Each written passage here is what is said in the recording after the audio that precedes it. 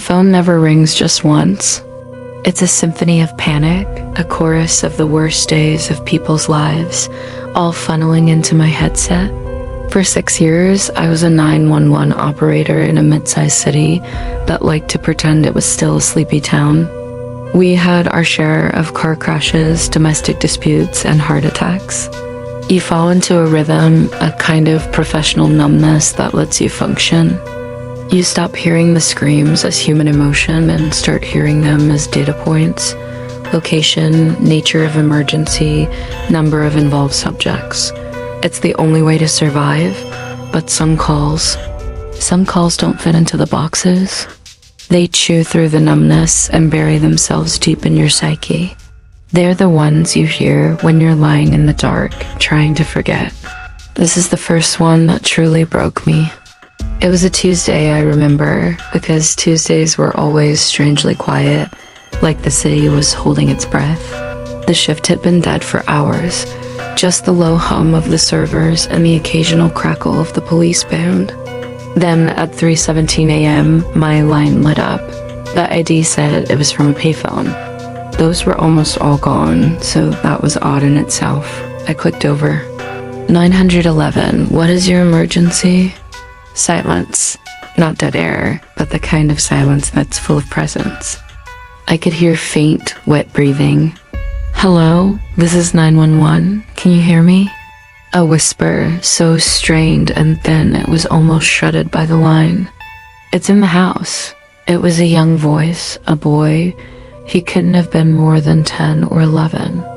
The sheer, unadulterated terror in that whisper was a physical thing, a cold needle in my ear. Okay, son, it's okay. You're safe now. You're talking to me. My name's David. What's your name? Liam, he whimpered. Okay, Liam, you said something is in the house. Is it a person? A sharp, terrified intake of breath. No, it's not a person. My training kicked in, animal most likely. A raccoon, a possum, it happens. Is it an animal, Liam? Did a bear get in, or a dog? It looks like a person, but it's not. It's wrong. My blood went a degree colder. What do you mean, it's wrong? Its face is too long, and it walks on its hands and feet, like a spider. But it has my dad's bathrobe on. I felt a chill that had nothing to do with the air conditioning. This was veering out of control. Liam, where are you right now? Are you in a room? Can you lock the door? I'm in my mom's closet. The door doesn't have a lock. That's okay. Just be very quiet. Now, I need your address. The number on your house and the street name. Can you tell me that? I heard a sound in the background, a soft, scraping drag, like something heavy being pulled slowly across a hardwood floor. Liam let out a tiny, choked squeak of pure fear. It's in the hall, he breathed, his voice trembling so badly I could barely understand him. It's smelling the doors. Liam, the address. I need to send hope to you. What is your address? He was crying now, silent tears I could picture streaking down his face in the dark. 722. Maple Creek Lane. My fingers flew across the keyboard, dispatching a unit. 722 Maple Creek. A patrol car was 4 minutes out. I put it over the radio, my voice steady, betraying none of the dread I was starting to feel. Help is on the way, Liam. They'll be there in just a few minutes. Just stay quiet and stay on the line with me. The scraping sound got louder. It was right outside the closet door. I could hear it perfectly through the phone. It was a sickening sound, a dry, gritty shuffle. Then it stopped. There was a new sound, a low, wet sniffing. Like a dog, but heavier, more deliberate. It was sniffing at the crack under the closet door. Liam was hyperventilating, his breaths coming in short, ragged gasps. It knows I'm here, he whispered, his voice cracking with despair. No, it doesn't, buddy. It's just checking. Be quiet as a mouse. The sniffing stopped. For a long moment, there was only the sound of Liam's terrified breathing and the hum of the phone line, then a voice. It was a horrible, guttural parody of a human voice, like something learned by rote and played back on a broken instrument. It spoke slowly, dragging out the syllables. I'm not mad, I'm just disappointed. Liam let out a muffled sob. That's my dad's voice, he cried softly. But it's not him, it's not him. The thing on the other side of the door chuckled, a dry, rattling sound like stones in a can. Let me in. Son, I have a bedtime story for you. I had to keep him talking. Liam, don't answer it. Don't make a sound. Look at me, look at the phone. I'm right here with you. The police are turning onto your street right now. It was a lie. They were still 2 minutes out. 2 minutes can be a lifetime. There was a gentle tap on the closet door. A single polite knock, then another. Then the knocking became more insistent, faster, a frantic drumbeat against the thin wood. Open the door, Liam, the voice said, losing its false patience, becoming a sharp insectoid chitter. Open the door. The last was a shriek that distorted the phone speaker. I heard a splintering crack. He was breaking it down. Liam, can you push something against the door? A box, anything. I was shouting now, my professional calm shattered. I could hear him scrambling, then a thud as he braced his small body against the door. The pounding was tremendous, the wood groaning and splintering. Over the noise, I heard the blessed, beautiful sound of sirens. Faint at first, then growing louder. They're here, Liam. They're right outside. Just hold on. The pounding stopped. The sudden silence was more terrifying than the noise. All I could hear was the approaching siren and Liam's ragged, hopeful breathing. It's gone, he whispered, a torrent of relief in his voice. I heard the sirens. It's gone. The siren wailed right outside the house, then cut off. I heard the crunch of boots on gravel, the static of a police radio. An officer's voice, loud and authoritative. Police. Anyone in the house? In here. Liam screamed, his voice strong for the first time. In the closet, please. I heard the closet door being forced open, the sound of splintered wood giving way. It's okay, son. We've got you. You're safe. I slumped back in my chair, my heart hammering against my ribs. It was over. They had him. I stayed on the line as the officer comforted Liam. I needed to hear the all clear. I needed to know it was real. Then the officer's voice came back on the line, but he wasn't talking to me. His voice was low, confused, speaking to his partner. Hey, check this out. The master bedroom. There was a pause. Jesus, is that the father? Yeah, the coroner's gonna need a body bag and a spatula. He's all over the walls. What the hell could have done that? My blood turned to ice. The officer came back on the phone to me. Dispatch, we have the boy. He's secure. We're going to need a full forensics team and an ambulance for shock. The scene it's bad. The biological father is deceased, apparent homicide.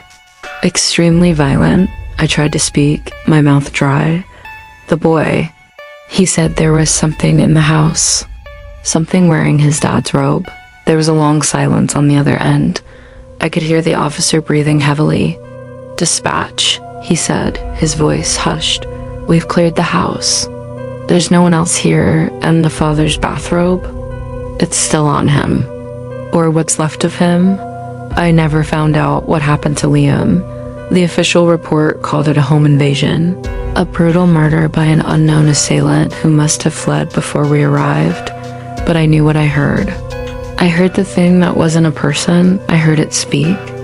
And sometimes, on quiet Tuesday nights, I can still hear it, whispering from the silence, disappointed. The second call that haunts me didn't start with screaming or whispers. It started with a simple, polite request, and that's what made it so unnerving. It was the deep winter, the kind of cold that seeps into the bones of the city and makes everything brittle and quiet. The snow had been falling for hours, muffling the world. My shift was dragging, the usual chaos subdued by the storm. Then at 11:34 p.m., a call came in from a landline. A woman's voice, elderly, refined, and perfectly calm. "Hello, 911. I'm so sorry to bother you, dear." That was the first thing she said, an apology. "That's quite all right, ma'am." "This is 911. What is your emergency?" "Well, it's probably nothing," she said, a slight fluttery laugh in her voice. "It's just that there's a man standing in my backyard. He's been there for quite some time, and with this dreadful weather, I'm a bit concerned for him." A concerned citizen call. Those were usually straightforward. "I see. Can you describe the man? Is he acting aggressively?" "Oh, no, not at all. He's just standing there. He's not wearing a coat, which is why I'm worried. It's ever so cold. He's just in a white shirt and dark trousers, and he's facing the house." A prickle of unease went down my spine. "Facing the house? Is he looking at you?" "I can't quite tell, dear. My eyes aren't what they used to be." The snow is coming down so heavily, and he's standing under the big oak tree at the far end of the garden. But he's very still. He hasn't moved an inch since I first noticed him. 20 minutes ago.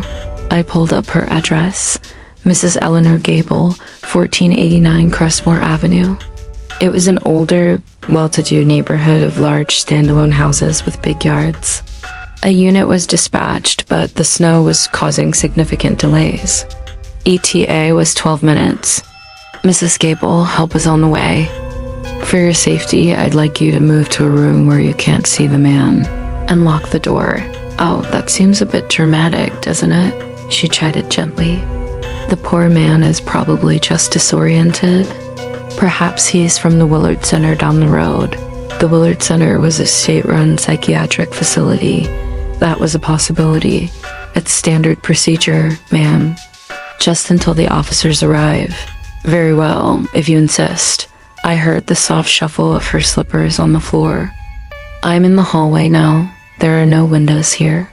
"Is this better?" "That's perfect. Just stay on the line with me." We made small talk. She told me about her late husband, Arthur, and how he debuilt the bird feeder that was probably just to the left of the standing man. She was lucid, charming, and utterly unafraid. Her lack of fear was somehow more worrying than panic would have been. It meant she hadn't yet grasped the wrongness of the situation. After a few minutes, she spoke again, her voice tinged with a new curiosity. "You know, it's the oddest thing. What is it, Mrs. Gable?" "The snow. It's accumulating on his shoulders and head. He must be covered in a thick layer by now, but he's so very still. It's unnatural, isn't it, to not even shiver?" The prickling on my spine intensified. She was right. In that cold, a human being would be shivering violently, especially without a coat. They would be shifting their weight, hugging themselves for warmth. Absolute stillness was a sign of hypothermia, of a body shutting down. "The officers are still a few minutes out, Mrs. Gable. Please, just stay where you are." There was a long pause. I could hear the faint sound of her breathing, a little quicker now. "He's moved," she said, her voice barely a whisper. "What? He's moved? He's closer?" My grip tightened on the headset. "How much closer?" "He was under the oak tree. Now he's halfway across the lawn, right next to the bird bath." She sounded confused, not yet scared, but I didn't see him move. It's like he jumped forward in a single frame. One moment he was there, the next he was here. My screen showed the ETA at 8 minutes. It felt like an eternity. "Don't look at him, Mrs. Gable. Look at the floor. Talk to me about Arthur. Tell me about the bird feeder." She wasn't listening. "He's moved again," she said, and now the first thread of fear wove into her voice. "He's at the edge of the patio, just beyond the rose bush. He's so close. I can see him more clearly now from the hall mirror." "Mrs. Gable, get away from the mirror. Get into a bathroom or a closet and lock the door." "His face," she interrupted, her voice trembling. "Oh, my dear God, his face. What about his face?" I asked, my own heart hammering. It's smooth. Too smooth. There are no features, no eyes, no nose, no mouth. It's just a blank pale oval, like an egg. A cold dread washed over me. This was no longer a wellness check. Eleanor, listen to me. Get into a room and lock the door. Now. I heard her fumbling, a door clicking shut. I'm in the powder room under the stairs, she breathed, her voice tight with panic. There's no window in here. I'm safe, yes? You're safe. The officers are 5 minutes out. Just stay quiet. We sat in silence. I could hear her ragged breathing, the faint porcelain echo of the small room. Then a new sound, a soft rhythmic tapping. It was gentle, almost polite. Tap, tap, tap. What is that? She whispered. Is that you? Are you tapping on the phone? No, Mrs. Gable, I'm not. The tapping continued. Tap, tap, tap. It had a metallic quality to it. It's coming from the door, she said, her voice shrill with terror.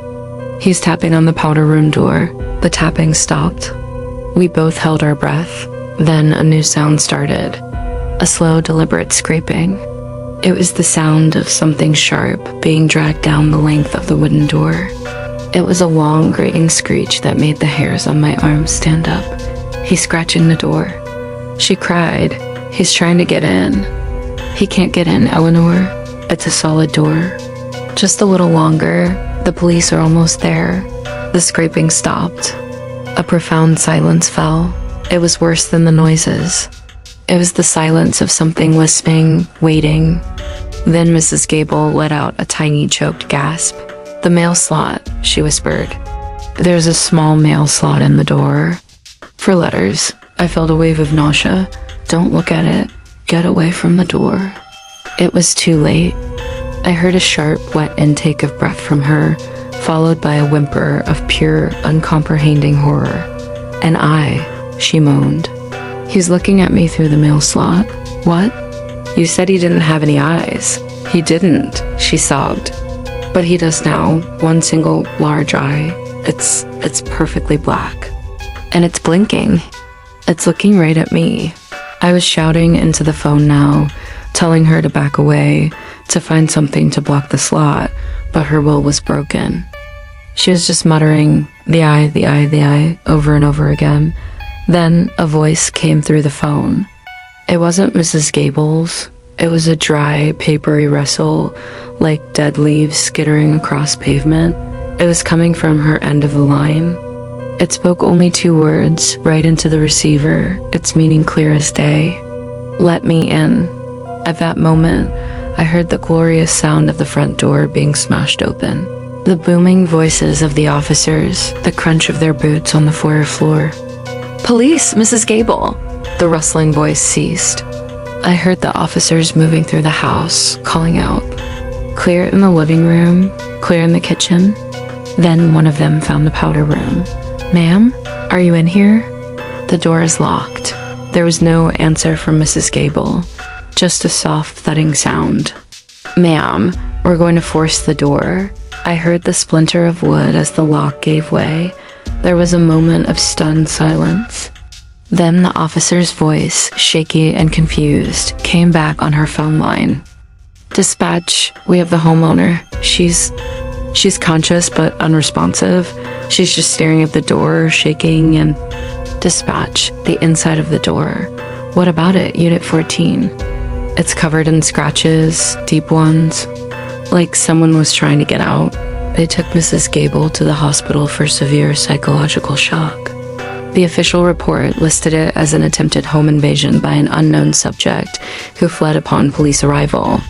The scratch marks on the inside of the door were noted as a possible pre-existing condition, or perhaps made by the victim herself in her disoriented state. They never found a man in a white shirt, but they did find footprints in the snow. A single set leading from the far oak tree to a point halfway across the lawn, where they simply vanished, as if whatever made them had been lifted straight up into the air.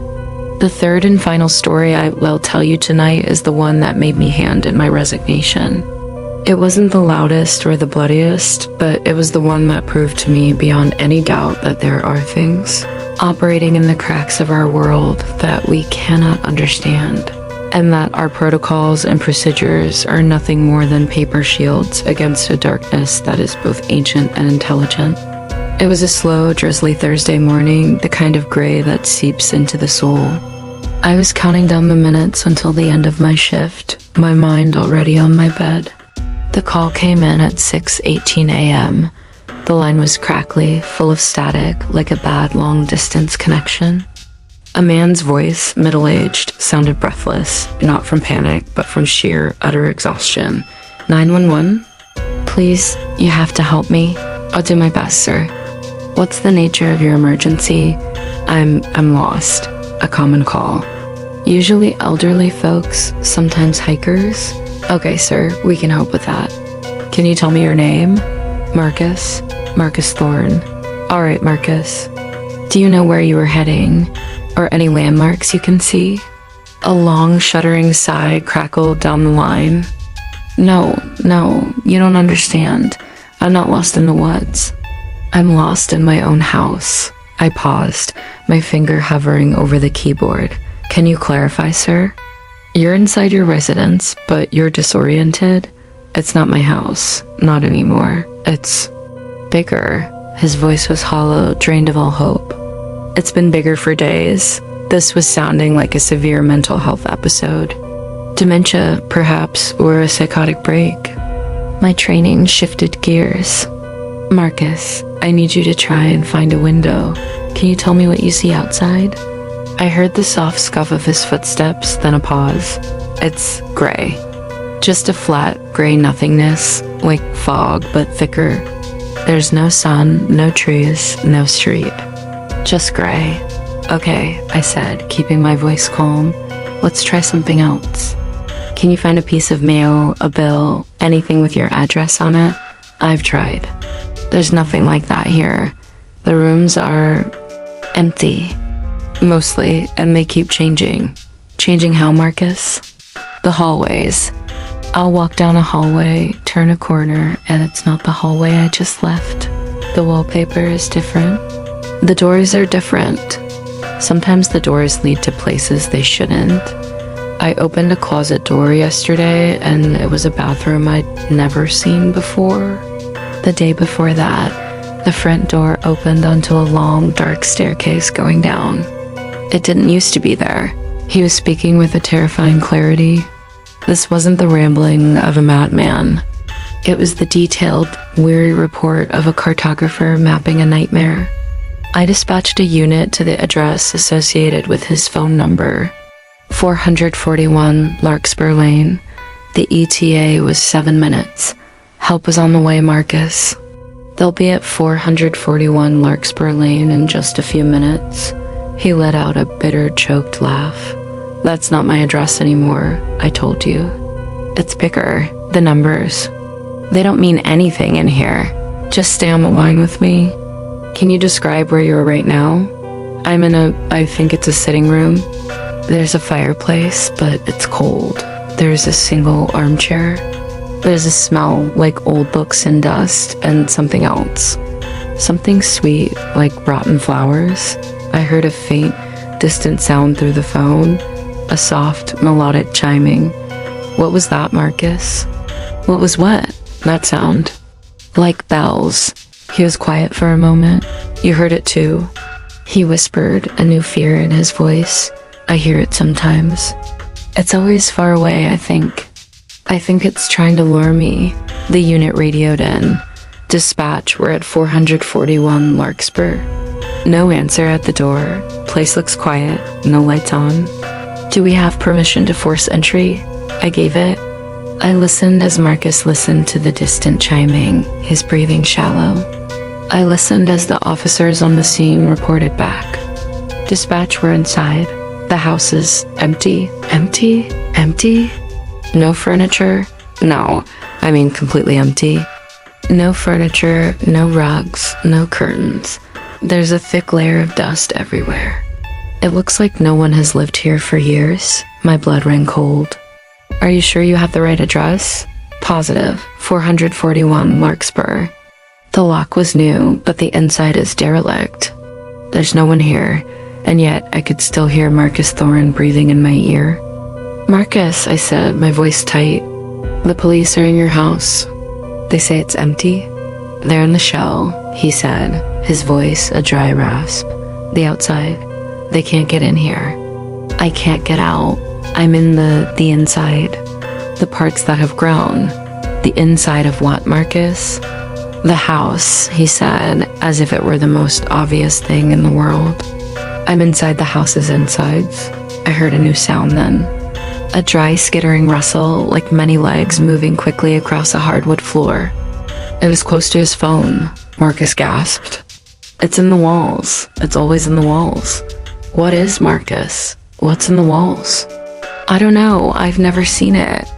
But I hear it moving. Sometimes it whispers. The skittering got louder, moving from the wall to what sounded like the ceiling above him. He was sobbing now, soft, hopeless sounds. It knows I'm talking to you. It doesn't like it. The chiming started again, this time closer, clearer. It was a simple, child's melody, one I almost recognized but couldn't place. It was hideously out of tune. It's closer, Marcus whimpered. The music is closer. Marcus, can you run? Can you move away from it? There's nowhere to run. The rooms change. It hurts me. The chiming was right next to him now. I could hear it perfectly through the phone. A discordant, malicious lullaby. Then a new voice. It wasn't Marcus's. It was a high, reedy, synthetic voice, like a bad text-to-speech program. It was singing along with the chimes. Little man, lost and alone, in a house that's become a home. Marcus screamed. It wasn't a scream of fear, but of pure, agonizing pain. A raw, tearing sound that was abruptly cut short. The line was filled with a loud, wet crunch, like a bundle of dry sticks being snapped inside a soaked towel. Then, silence. The chiming stopped. The skittering stopped. There was only the hum of the open line and the faint, dripping sound of something liquid hitting the floor. Marcus? I whispered. No answer. The officers at the scene found nothing. No signs of a struggle, no evidence anyone had been in that empty, derelict house for a very long time. The case was closed. But I knew I had heard the house eat him. I hung up my headset that day and never put it on again. You see, the worst part of being a 911 operator isn't the horror you hear. It's the helplessness. It's knowing that there are doors in this world that shouldn't be opened, and sometimes the screaming comes from the other side, and there's not a single damn thing you can do about it. I tried to move on. I got a job in data entry, something quiet, something where the only sounds were the clicking of keys and the hum of a computer fan. But the silence I had once craved had become a canvas for my memories. In the quiet, I would hear Liam's terrified whisper, or Mrs. Gable's confused politeness turning to dread, or the wet final crunch that ended Marcus Thorne's call. My wife said I had a 1,000-yard stare. My son would ask why Daddy jumped at the sound of the doorbell. I was a ghost in my own life, haunted by voices from the void. But the thing about this job is, it doesn't really let you go. The city has a memory, and it has a way of pulling you back into its dark currents. About a year after I quit, I got a call on my personal cell. It was from a number I didn't recognize.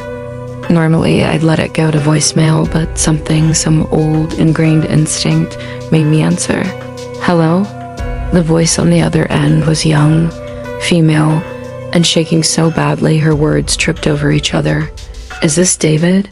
The 911 guy? A cold knot tightened in my stomach. Who is this? My name is Chloe. You took a call from my brother. A long time ago, Liam. The thing in the house. The world seemed to tilt. I sat down heavily on the edge of my bed. How did you get this number? I asked, my voice a harsh whisper. I've been trying to find you for months. I called the dispatch center. I filed requests. They wouldn't tell me anything. But one of the officers who was there that night, he remembered you. He said you were the one on the phone with Liam. He said you were good. He felt bad for me. He gave me a name, and I found you online. This was a breach of protocol, a violation of my hard-won privacy. I should have hung up. I should have told her to never contact me again. But I heard the desperation in her voice, the same raw nerve of terror that had been in her brother's. Chloe, I said, my voice softer. That was a long time ago. I'm sorry for what happened to your family, but I can't help you. You don't understand, she pleaded, her voice breaking. They never found who did it. They said it was a random break-in, that the guy got away. But that's not what happened. Liam told me what happened. He told me about the thing that wasn't a person, and I think it's back. The words landed like a physical blow. What do you mean back? I mean, I've been having dreams, bad ones, and things in my apartment have been moved. Small things. A toothbrush on the wrong side of the sink. A book pulled from the shelf and left on the floor. And I keep waking up in the middle of the night because I hear something. A scraping sound. Like something being dragged. My mouth was dry. I was back in the headset, listening to Liam describe that exact same sound. Chloe, it could be anything. Stress, sleepwalking, a neighbor. It's not. She insisted, a frantic edge to her voice. Last night, I saw it. I woke up and my bedroom door was open, and it was standing at the end of the hall. Just standing there. In the dark, it was tall and thin, and it was standing on its hands and feet, like a spider. Just like Liam said. She was sobbing now. It had my mom's pink bathrobe on. The one she gave to Goodwill after Dad died. It was wearing my mom's bathrobe. The chill that had started in my stomach was now spreading through my entire body. This wasn't a memory. This was happening now. The professional part of me, the part I thought I had buried, kicked into gear. Where are you right now? I'm at work. In the break room. I'm too scared to go home. Okay, listen to me. Do not go back to your apartment. Do you have a friend you can stay with? A coworker? I think so. Yeah, my friend Sarah. Good, go there. Tonight and for the next few nights. Now, I want you to call the police right now. Tell them you believe you are being stalked. Tell them about the intruder in your home last night. You don't need to mention the details. Just tell them what you saw. A man in your hallway wearing a bathrobe. Get a report filed. Create a paper trail. Will you talk to them? Will you tell them what Liam said? I closed my eyes. I was out. I was safe. I had my own family to protect from the echoes of that world. But I heard the ghost of a little boy's whisper in my ear. It's in the house. I can't, Chloe. My testimony is from a call that happened years ago. It's hearsay. It won't help. But you need to protect yourself right now. Change your locks. Get a security system. A big dog. Do whatever you have to do. There was a long silence on the other end. When she spoke again, her voice was small, defeated. You don't believe me either. It's not that I don't believe you, I said, and the lie tasted like ash. It's that I can't be the one to help you. I'm sorry. I heard her take a shuddering breath. Okay, I understand. Thank you for your time. She hung up. I sat there for a long time, the phone pressed to my ear, listening to the dial tone, a modern-day lament for the dead and the damned. I had thrown her a lifeline of practical advice, but I had refused to step back into the water with her. The guilt was a cold, heavy stone in my gut. I told myself I had done the right thing. I had a wife and son. I couldn't get pulled back into that world. It was a vortex that consumed everything. For a week, I managed to almost convince myself. I went to work, I came home, I played with my son. I tried to forget the sound of Chloe's voice. Then, on the 8th day, I saw the news. A small segment on the local channel. A young woman, Chloe Evans, had been found in her apartment. The report was vague, citing an apparent homicide, Details withheld pending notification of next of kin. But the reporter, standing outside her apartment building, said one offhand thing that made the coffee I was drinking curdle in my stomach. Police have not released a motive, but neighbors reported hearing strange noises in the night, described as a loud, repetitive scraping sound. I never went back to my data entry job. I sat in my living room in the silence, and I knew the thing from Maple Creek Lane hadn't been a one-time monster. It was a predator. And it remembered the family. It had come back for the last one. And I had sent her right to it. After Chloe, something in me broke for good. The carefully constructed wall between my old life and my new one crumbled into dust, and the darkness flooded in. I stopped pretending I could be normal. My wife, God bless her, tried to understand. But how do you explain to someone that you're not just haunted by memories, but by the certain knowledge that the world is fundamentally wrong in ways that defy description? She'd find me staring out the window at the backyard, my eyes tracing the tree line, watching for stillness where there shouldn't be any. I started sleeping with the lights on.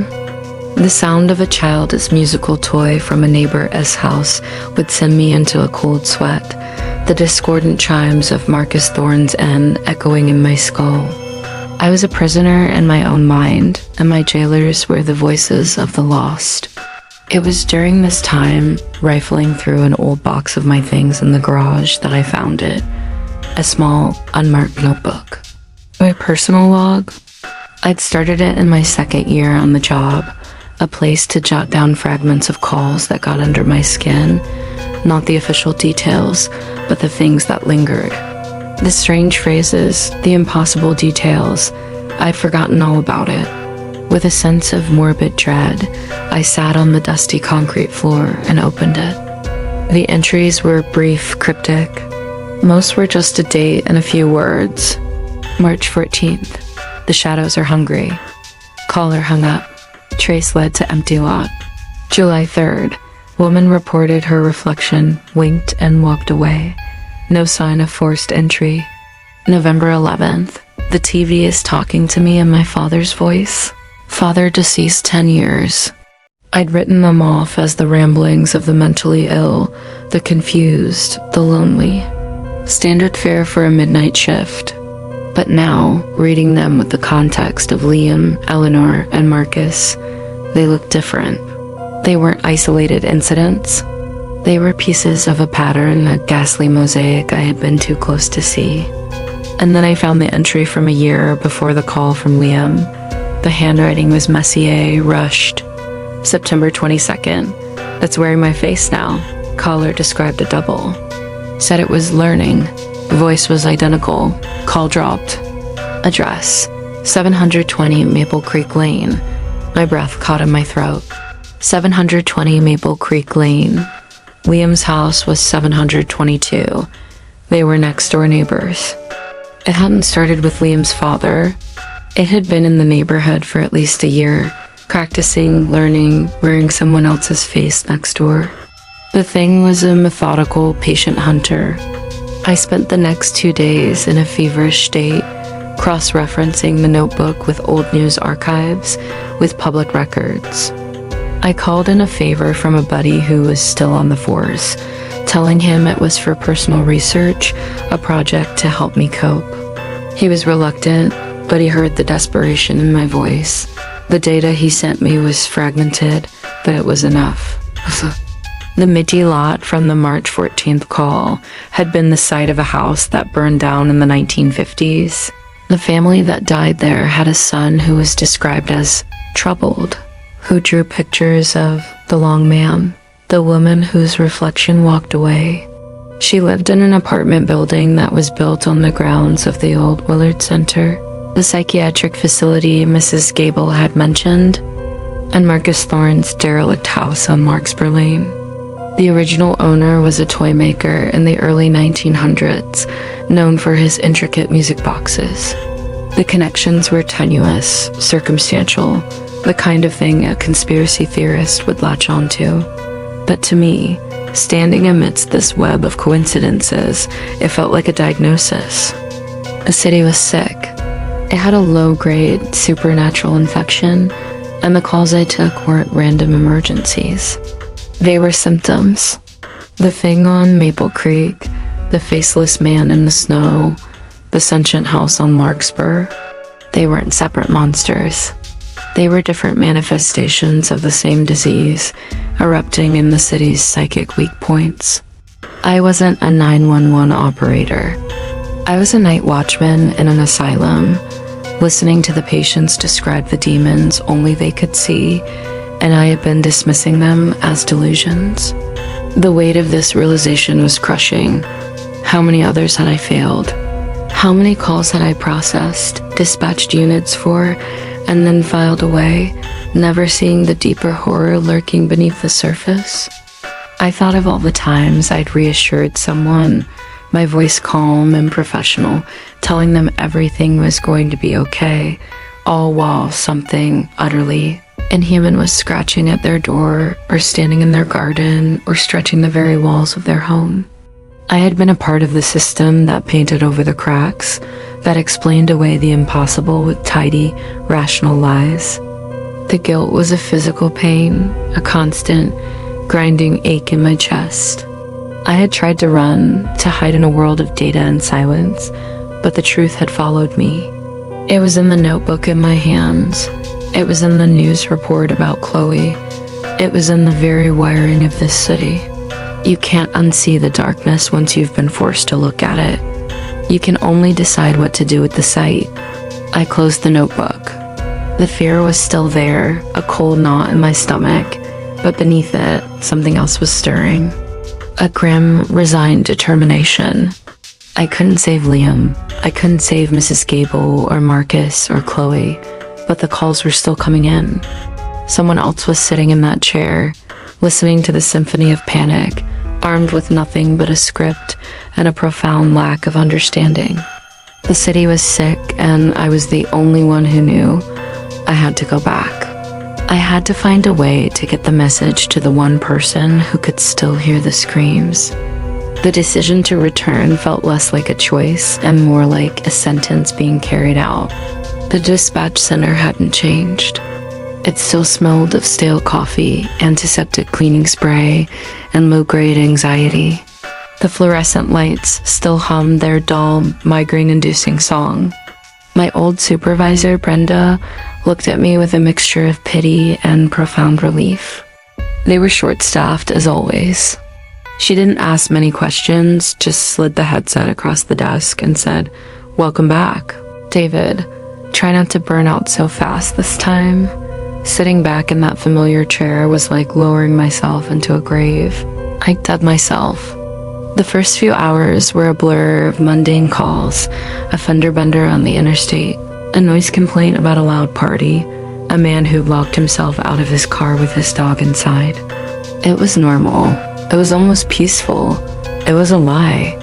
I knew the other kind of call was coming. It was just a matter of time. It happened just after 2 a.m., the witching hour.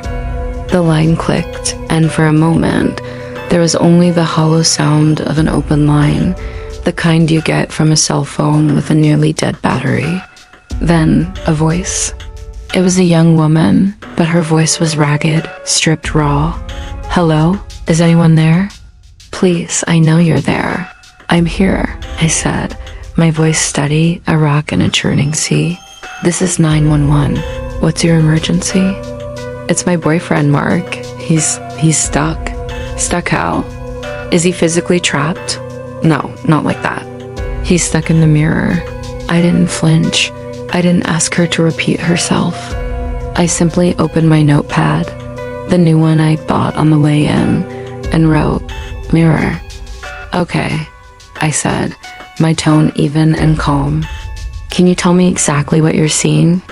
She sobbed, a sound of pure relief that someone was actually listening. We were arguing. It was stupid, about money. He was shaving in the bathroom, and I was yelling from the bedroom. And he yelled back, but his reflection didn't. It just stopped moving. It stared at me, and it smiled. Then it reached out of the mirror, it grabbed Mark's wrist, and it pulled him in. Now he's in there. He's pounding on the glass from the other side. I can see him, his mouth is open, he's screaming, but I can't hear anything. And his reflection, the thing that was his reflection, it's out here. With me, my pen moves swiftly. Reflection swap, entity outside. Victim trapped inside mirror. What's your name and what's your address? Tara, 1818 Blackwater Apartments, number 4B. My fingers typed the address. I dispatched a unit with a simple, coded message I had prearranged with my old friend on the force. Code 7. Possible EDP, high stress, extreme paranoia. Proceed with extreme caution, potential for unconventional circumstances. It was the best I could do. Help was on the way, Tara. Is the entity, the thing that came out of the mirror, is it still there with you? Yes, she whispered. It's just standing in the hallway. It's watching me. It's still wearing Mark's face, but it's not him. The smile is wrong. It's too big. Is it moving toward you? No, it's just watching.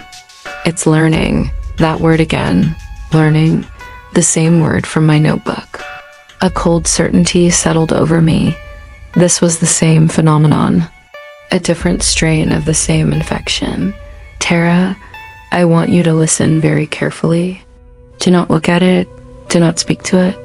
It's using Mark's face to get a reaction from you. It's trying to understand how to be him. Your job is to not give it anything else to learn. Look at the floor. Talk only to me. Okay. Okay, I can do that. She was trembling, but she was holding on. I kept her talking.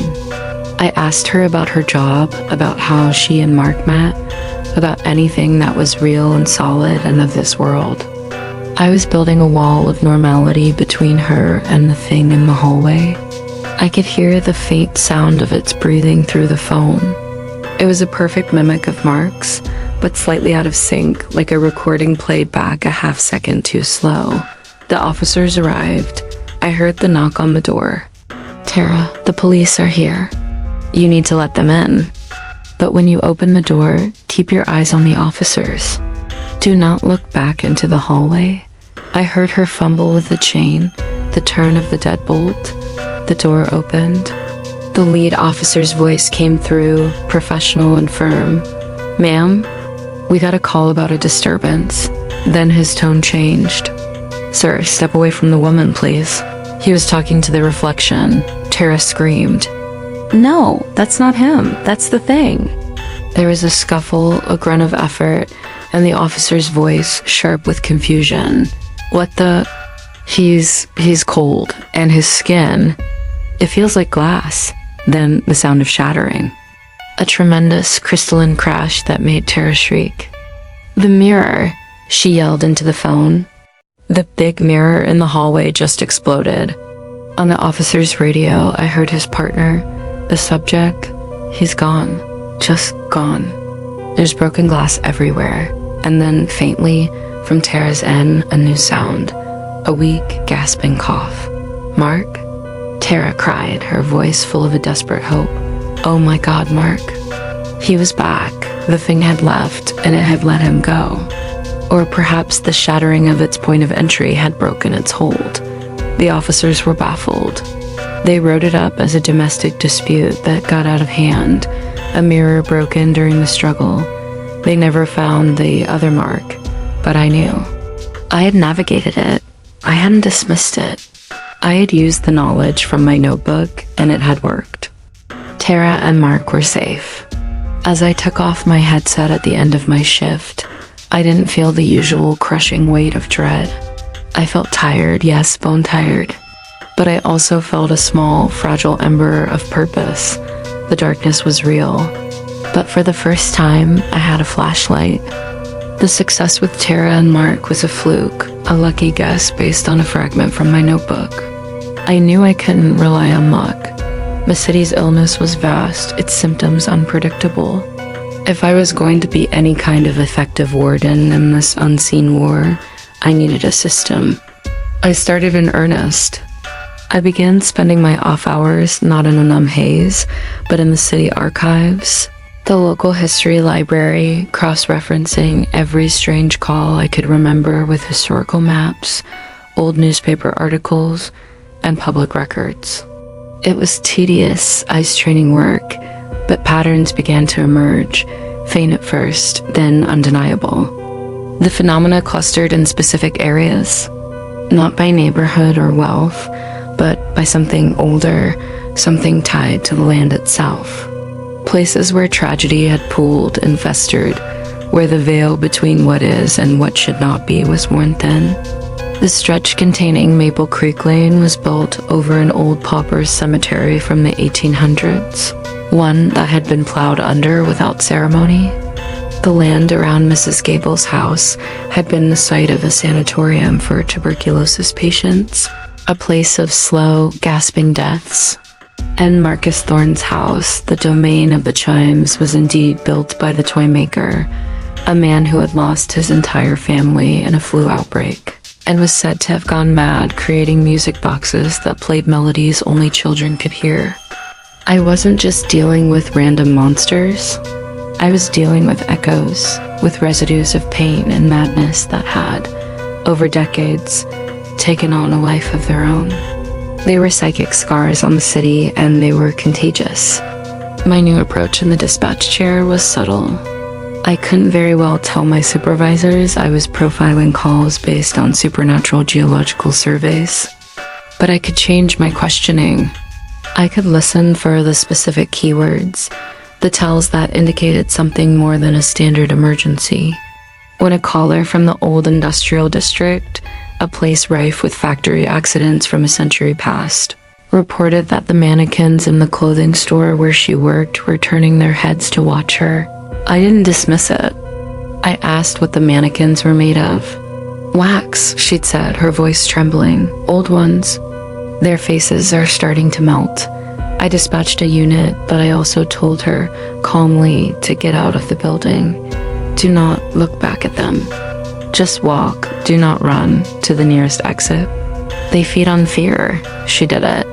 The officers found nothing, of course. The mannequins were just mannequins, but the woman was safe. Another call came from a librarian working late in the Carnegie branch, a beautiful old building with a history of a fatal collapse during its construction. She whispered that the books in the restricted history section were whispering to her, reciting obituaries in unison. I asked her if the air felt cold. She said it was freezing. I told her to leave the section immediately and to surround herself with books of fiction, of stories, to drown out the voices of the dead. She called back an hour later from home to thank me. She said it worked. I was building a new, unofficial protocol, a taxonomy of terror.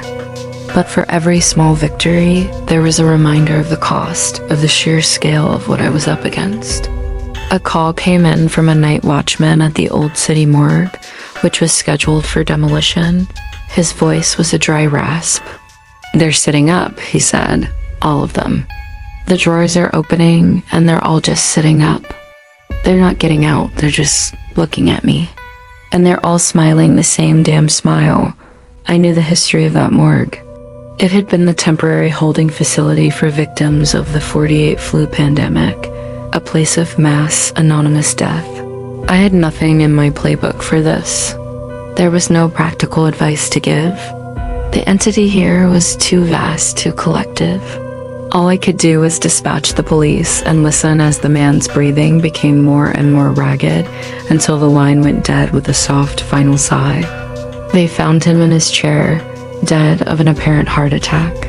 The coroner's report noted a look of utter terror on his face, but all the body drawers were securely closed. I added the smiling ones to my notebook, another data point in a grim catalog. The work was taking its toll. I was living in two worlds, the mundane daylight world of my family and the secret, bleeding-edge night world of the calls. The lack of sleep was a constant ache behind my eyes. I'd jump at the sound of the kettle whistling, my mind mistaking it for the chimes from Marcus Thorne's house. I saw patterns in the wood grain of my desk, faces in the static of a dead channel. I was becoming a symptom of the very sickness I was trying to diagnose. My wife sat me down one night. "You're not here, David," she said, her eyes full of tears. "You come home, you kiss me, you hug our son, but you're a million miles away. You're back in that chair, listening to things the rest of us can't hear. I'm losing you to the static." I looked at her, at the real, tangible love and fear in her face, and I felt a fracture deep inside me. I was trying to save people I didn't know from horrors they couldn't comprehend, but in the process, I was sacrificing the people I loved most. I was becoming like my grandfather's generation, the ones who came back from the war but never really came home. I had to make a choice. I could either be the warden of the city's nightmares, or I could be a husband and a father. I didn't know if it was possible to be both. The city, it seemed, was about to force my hand. The next call I took wasn't from a stranger. The number that flashed on my screen was my own home landline, and the voice that came through, small and terrified, was my son's. "Daddy," he whimpered, "there's a man in my room. He's standing in the corner. He says he's your friend. He says you invited him in." The world stopped. The hum of the dispatch center, the glow of the screens, the muted voices of my colleagues, it all vanished into a roaring silence. My blood turned to ice water in my veins. My son. It was in my son's room. "Ben," I said, my voice a strangled whisper, all professional composure gone. "Ben, listen to me. Are you in your bed?" "Yes," he whimpered. "He's just standing there. He's really tall, Daddy, and he's skinny, and he's not moving." The description was a perfect match for the thing from Chloe's call, for the thing that had stalked Liam's family. It had found me. It had followed me home. My mind, usually a repository of protocols and strange knowledge, went blank with sheer paternal terror. I was supposed to be the expert, the one who knew the rules of this shadow world, and it had bypassed all my defenses and gone straight for my heart. "Don't look at him, Ben. Look at your nightlight. Look at the glow-in-the-dark stars on your ceiling. Tell me about the stars." I was buying time, my fingers flying across the keyboard. I typed my own address into the system, my hands shaking so badly I misspelled my street name twice. I put out a code 3 emergency, all units, my voice a high, tight wire over the radio. "Officer in distress, my residence. Intruder in my son's bedroom. Possible hostage situation." I didn't care about protocol anymore. I didn't care if they thought I was insane. "Then, I need you to be super brave for me, okay? I need you to get out of bed and very slowly walk to your door. Don't look at the corner. Just go to the door. I'm scared, Daddy." "I know, buddy. I'm scared too, but I need you to do this. Can you do it for me?" I heard the soft rustle of his dinosaur pajamas as he slid out of bed. I heard his small, bare feet on the wooden floor. Step by hesitant step. "That's it, Ben. You're doing great. Is Mommy awake?" "I don't know. Her door is closed." "Okay, just get to your door." I heard the faint creak of his bedroom door opening wider, then he stopped. "He moved," Ben whispered, his voice thick with fresh tears. "He's between me and the door now." My heart felt like it was being crushed in a vice. It was hurting him. It was playing with him. "Okay, new plan. Back away slowly. Get back in your bed and pull the covers over your head. Do it now, Ben." I heard the frantic scrambling, the rustle of sheets. He was sobbing now, little hiccuping cries of pure fear. "I'm under the covers." "Good. Now, I want you to sing the song. The one Mommy sings. The silly one about the purple elephant. Sing it with me, Ben." It was a desperate, pathetic shield. A child's lullaby against a thing that wore human skin like an ill-fitting suit. But it was all I had. I started singing, my voice cracking, off-key, the most horrifying duet ever performed over a 911 line. A purple elephant named Sue, she flew up to the moon. Ben joined in, his voice a tiny trembling thread beneath the blankets. She danced among the green cheese and sang a happy tune. I sang with him, my eyes screwed shut, pouring every ounce of my will, my love, my desperation into that stupid, meaningless song. I was building a wall of innocence, of normalcy around my son. I was telling the thing in the corner that this was not its domain. This was a place of purple elephants and silly songs, and it was not welcome here. I heard the sirens then, distant at first, then screaming down my street. The officers were here. They're here, Ben. They're here. Just keep singing. Don't stop singing. I heard the front door splintering open, the heavy, blessed sound of boots in my hallway. My wife's startled scream from the master bedroom. Police? Ben? David? Where are you? Back bedroom. I shouted into the phone and the radio simultaneously. I heard them thundering down the hall. Ben's bedroom door was thrown open. Ben, it's Officer Miller, your safe son. Ben's singing stopped, replaced by a wail of relief. I heard the officer comforting him, then his voice, sharp and confused, came over the radio. Dispatch, David, we're in the room. The boy is safe. There's no one else here. I slumped forward, my forehead hitting the cool surface of the desk. The adrenaline crash was so violent I thought I might be sick. He was safe, it was gone, but it had been there. It had stood in my son's room and looked at my child while I sang to him over the phone from miles away. One of the officers, Miller, got on my line. David, we're going to stay with your family until you get here. Your wife is pretty shaken up. What the hell happened? I couldn't answer. What could I say? That my work had followed me home? That the shadows I listened to at night had decided to pay a house call? I drove home in a daze. The world outside the car windows looked flimsy, like a painted backdrop. My wife fell into my arms the moment I walked through the shattered front door, sobbing. Ben was clinging to Officer Miller's leg, his small body still trembling. I held my family. I whispered that everything was okay, but the lie was ashes in my mouth. Everything was not okay. It would never be okay again. I had tried to have both my family and my grim vocation. I had tried to be the warden of the city's nightmares and the guardian of my own home. And I had failed. The darkness didn't care about my boundaries. It didn't respect my shift schedule. By trying to fight it, I had simply painted a target on my own front door. I had brought the infection home. That night, after the police had left and my family was finally asleep, huddled together in my bed, I sat alone in the dark of my living room, staring at the broken door. The choice was no longer theoretical. It was here, in the splintered wood, and the terror in my son's eyes. I could not be both. I had to choose. And I knew with a certainty that felt like a death sentence that the city was not done with me. It had issued its warning. The next time, it wouldn't just be standing in the corner. The next time, it would take something. I quit the next morning. I didn't get 2 weeks' notice.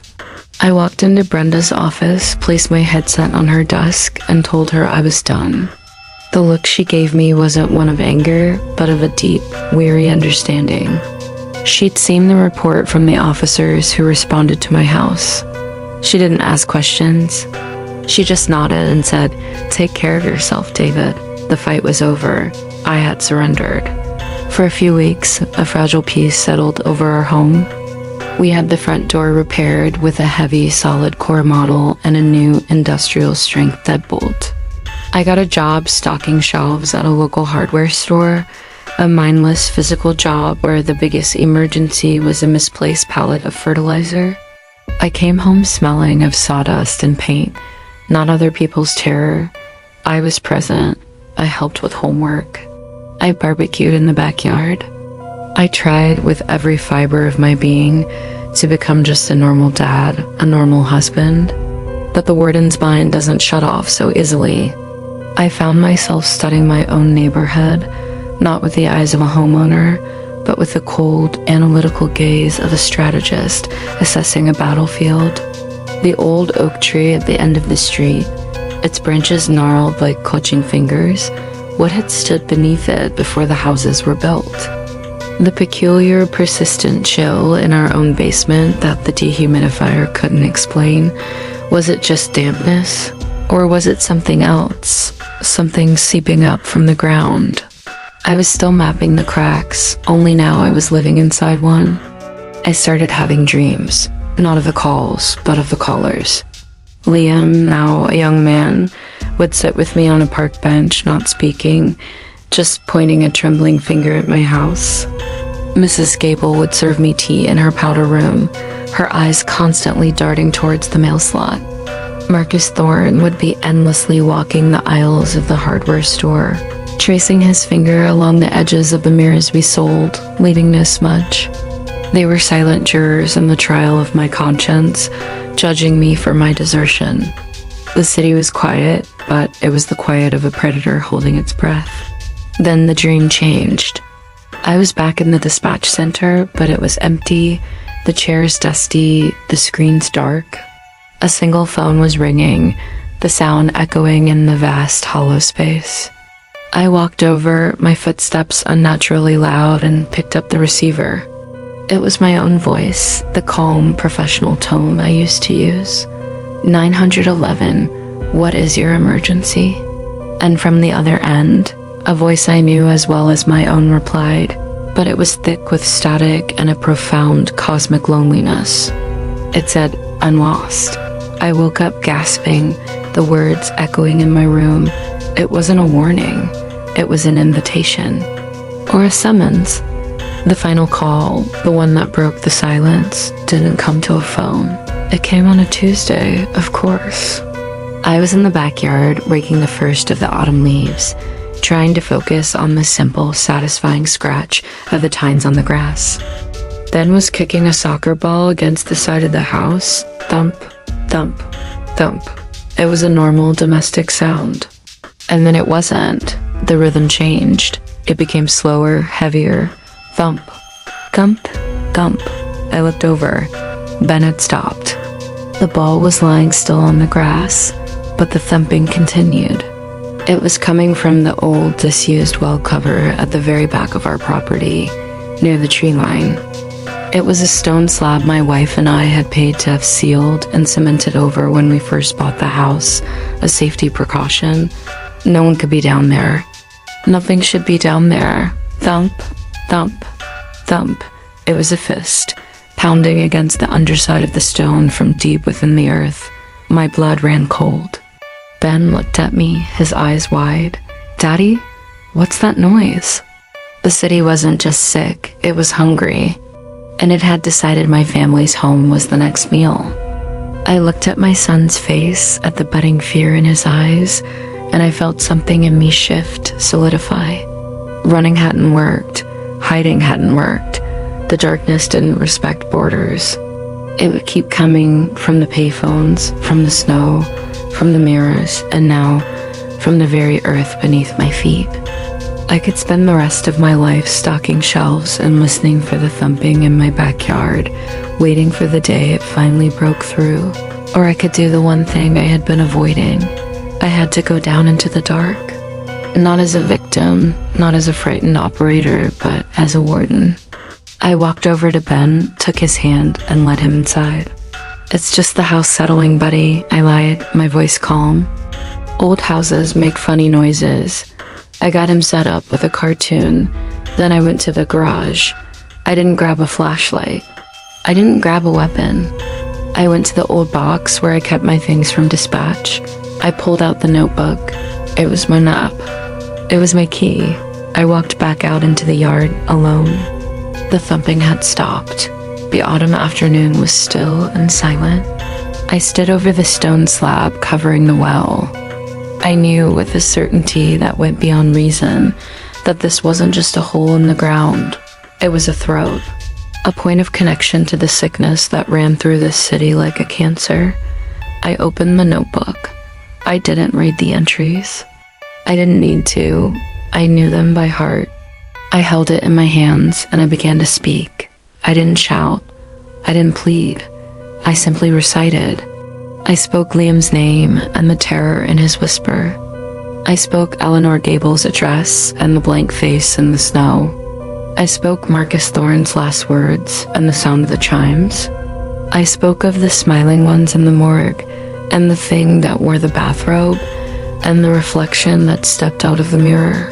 I spoke every name, every address, every fragment of horror I had cataloged. I was not offering a prayer. I was reading a roll call. I was reminding the darkness of its own children. And as I spoke, the air grew cold. The birds fell silent. The world seemed to hold its breath. I felt a presence, vast and ancient and infinitely sad, turn its attention towards me. It was listening. I reached the last entry.